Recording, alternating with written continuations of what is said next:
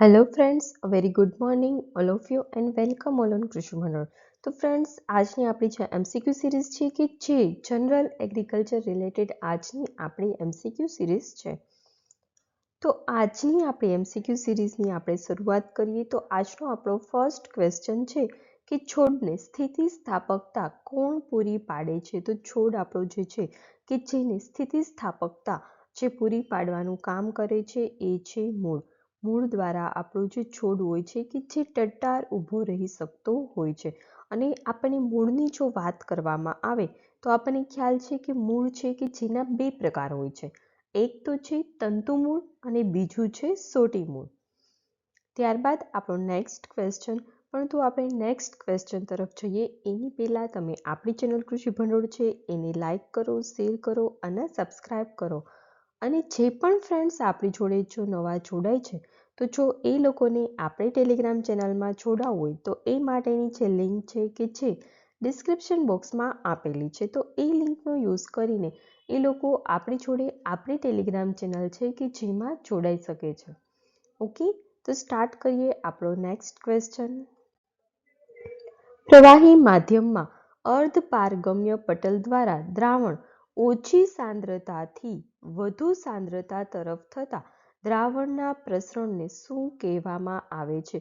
એટલે કે અહીં પ્રવાહી માધ્યમ છે કે જેમાં અર્ધપારગમ્ય પટલ આવેલો છે અને કોઈ પણ દ્રાવણ છે કે જે એની ઓછી સાંદ્રતા તરફથી વધુ સાંદ્રતા તરફનું જે દ્રાવણ હોય છે ત્યાં પ્રસરણ પામે છે. એટલે કે ઓછી સાંદ્રતાથી વધુ સાંદ્રતા તરફ પ્રસરણ થતું હોય તો તેને આપણે આશ્રુતિ કહેવામાં આવે છે. શું કહેવામાં આવે છે? આશ્રુતિ. ત્યારબાદ આપણો નેક્સ્ટ ક્વેશ્ચન છે, વનસ્પતિ કોષમાં આવેલા હરિતકણને શું કહેવાય છે? તો વનસ્પતિનો જે કોષ છે કે જેમાં આવેલ હરિતકણ હોય કે જેને આપણે ક્લોરોપ્લાસ્ટ તરીકે ઓળખીએ છીએ. શું ઓળખીએ છીએ? વનસ્પતિ કોષમાં જે હરિતકણ આવેલું છે કે જેને આપણે ક્લોરોપ્લાસ્ટ તરીકે ઓળખીએ છીએ. ત્યારબાદ આપણો નેક્સ્ટ ક્વેશ્ચન છે, C4 છોડમાં કઈ વિશિષ્ટ પેશીય સંરચના જોવા મળે છે? તો C4 છોડની જો વાત કરવામાં આવે તો એમાં ક્રેન્સ પેશીય સંરચના જોવા મળે છે. એટલે અહીં આપણો રાઈટ આન્સર આવશે એક, કે જે ક્રેન્સ પેશીય જે સંરચના છે કે જે માત્ર ને માત્ર C4 પ્લાન્ટ હોય છે એમાં જ આપણને જોવા મળતું હોય છે. ત્યારબાદ આપણો નેક્સ્ટ ક્વેશ્ચન છે, પવન, કીટકો, પ્રાણીઓ અને પાણીના પરાગનયનમાં શું રહેલું છે? તો જે પવનો છે, કીટકો છે, પ્રાણીઓ છે અને પાણી હોય છે કે જેનું પરાગનયન થતું હોય તો એમાં વાહકો રહેલા છે. અને આ વાહકો દ્વારા જ શું થતું હોય છે? પોલિનેશન થતું હોય છે. વાહકો છે કે જે પોલિનેશન એટલે કે પરાગનયન થવા માટે ખૂબ જ જરૂરી હોય છે. ત્યારબાદનો આપણો નેક્સ્ટ ક્વેશ્ચન છે, પુષ્પના ઉપરના ભાગે આવેલા લીલા રંગની પાંદડીને શું કહેવામાં આવે છે? તો આપણું જે પુષ્પ હોય કે જેમાં આપણને ઉપરના ભાગે જે ગ્રીન કલરની પાંદડી જોવા મળતી હોય તો એને આપણે વજપત્ર તરીકે ઓળખીએ છીએ. શું ઓળખીએ છીએ? વજપત્ર. અને દલચક્ર કોને કહેવામાં આવે છે? તો કે જે ફ્લાવર પેટલ્સ આપણને જોવા મળે છે કે જેમને આપણે દલચક્ર તરીકે ઓળખતા હોઈએ છીએ. ત્યારબાદનો આપણો નેક્સ્ટ ક્વેશ્ચન છે, વનસ્પતિ કોષમાં ઘન કે પ્રવાહી પદાર્થનો સંગ્રહ કરતી કોથળી જોવા મળે છે. તો એ જે કોથળી હોય તો એની જે સંરચના હોય તો એને આપણે શું કહીએ છીએ? તો વનસ્પતિ કોષની વાત કરવામાં આવેલી છે. અને વનસ્પતિ કોષ છે કે જેમાં ઘન અને પ્રવાહી જે પદાર્થો હોય છે એનો સંગ્રહ કરે છે. અને એ જે સંગ્રહ કરતી કોથળી હોય છે એને આપણે રસધાની તરીકે ઓળખીએ છીએ. શું ઓળખીએ છીએ? રસધાની. ત્યારબાદ આપણો નેક્સ્ટ ક્વેશ્ચન છે, હરિતકણનો લીલો રંગ કોને આભારી છે? તો હરિતકણની વાત કરવામાં આવેલી છે અને હરિતકણ છે કે જેનો લીલો રંગ કે જે ક્લોરોફિલને આધારી છે. એટલે કે જે ક્લોરોફિલ આવેલું છે જે હરિતકણમાં જોવા મળે છે અને એ ક્લોરોફિલ રહેલું છે એના લીધે આપણને લીલો રંગ છે કે જે જોવા મળતો હોય છે. ત્યારબાદ આપણો નેક્સ્ટ ક્વેશ્ચન છે, કોષના ગેટકીપર તરીકે કોણ ઓળખાય છે? તો કોષના ગેટકીપર તરીકે કોણ ઓળખાય છે? તો આપણો રાઈટ આન્સર આવશે ગોલ્કી કાય, કે જેને કોષનું ગેટકીપર આપણે કહેતા હોઈએ છીએ. એટલે અહીં આપણો રાઈટ આન્સર આવશે ગોલ્કી કાય, કે જેને આપણે કોષના ગેટકીપર તરીકે ઓળખતા હોઈએ છીએ. ત્યારબાદ આપણો નેક્સ્ટ ક્વેશ્ચન છે,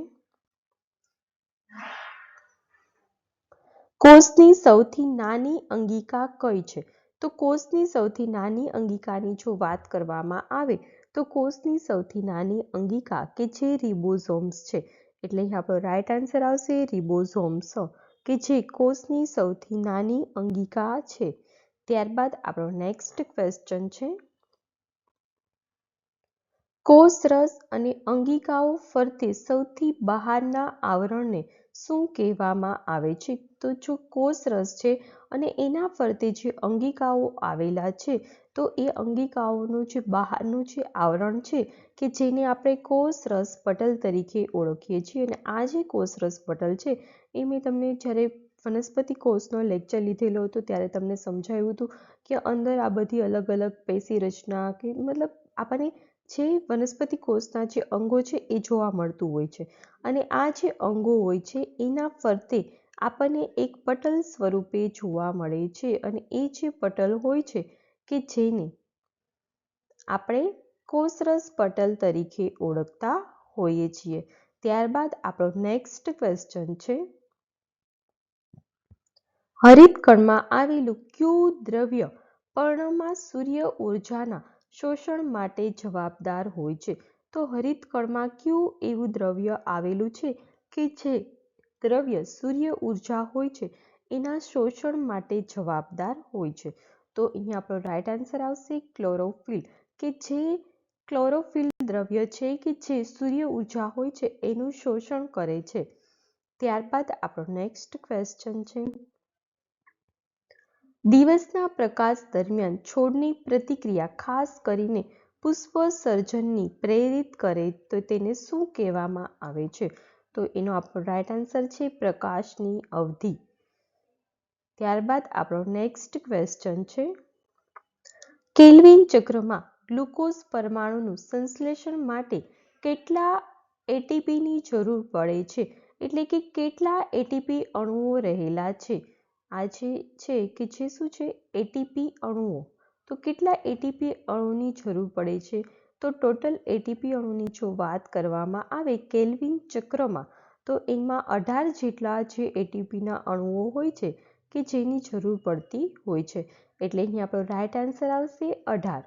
અને ત્યારબાદ આજની આપણી એમસીક્યુ સિરીઝ છે એનો આપણો લાસ્ટ ક્વેશ્ચન છે, એટીપીનું પૂરું નામ શું હોય છે? તો એટીપી છે કે જેનું પૂરું નામ એડિનોસાઇન ટ્રાઇફોસ્ફેટ છે. શું છે? Adenosine triphosphate. તો ફ્રેન્ડ્સ, આજની આપણી જે એમસીક્યુ સિરીઝ છે કે જે અહીં પૂર્ણ થાય છે.